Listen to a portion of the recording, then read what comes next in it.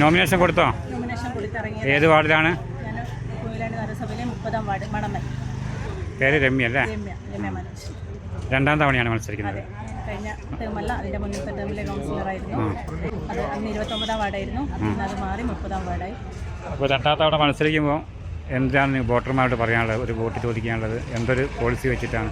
വോട്ടർമാരുടെ അടുത്ത് ഇതുവരെ ഉണ്ടായിരുന്ന അവർക്ക് വേണ്ടി ചെയ്യാൻ കഴിഞ്ഞിരുന്ന പ്രവർത്തനങ്ങൾ, അവർക്ക് വേണ്ടി നഗരസഭയിൽ നിന്ന് നേടിക്കൊടുക്കാൻ കഴിഞ്ഞിരുന്ന കാര്യങ്ങൾ ഒന്നും കൂടി ശക്തിയോടുകൂടി എൻ്റെ കഴിവിൻ്റെ പരമാവധി അവർക്ക് വേണ്ടി എത്തിച്ചു കൊടുക്കുമെന്നാണ് വോട്ടർമാരോട് ഈ ഒരു അവസരത്തിൽ എനിക്ക് പറയാനുള്ളത്. ശരി എന്നാ, താങ്ക് യു. ഓക്കെ, നോമിനേഷൻ കൊടുത്തു അല്ലേ? ഏത് വാർഡിനാണ്? 24-ാം വാർഡ്. കൊയിലാണ്ടി നഗരസഭ 24-ാം വാർഡിൽ നിന്ന് UDF-നെ പ്രതിനിധീകരിച്ചില്ലേ? പേരെന്തായിരുന്നു? ആദ്യമായിട്ടാണോ മത്സരിക്കുന്നത്? രണ്ടാം തവണയായിരുന്നു അല്ലേ? ഇതെ അല്ലേ? എന്താണ് നമ്മൾ നോമിനേഷൻ കൊടുത്ത സമയത്ത് വോട്ടർമാരോട് പറയാനുള്ളത്? വോട്ടർമാരോട് അവരുടെ എല്ലാ പ്രശ്നങ്ങളും സജീവമായിട്ട് ഞാൻ അവരുടെ കൂടെ തന്നെ ഉണ്ടാവുന്നു. ഇതുവരെ ചെയ്തിട്ടുള്ള എല്ലാ കാര്യങ്ങളും അതിനേക്കാട്ടിലുപരി അവരുടെ കൂടെ ഉണ്ടാവുന്നു. ശരി, ഓക്കെ, താങ്ക് യു. നമ്മുടെ പേജ് വിടും, മനോട്ടാണ് പറഞ്ഞത്.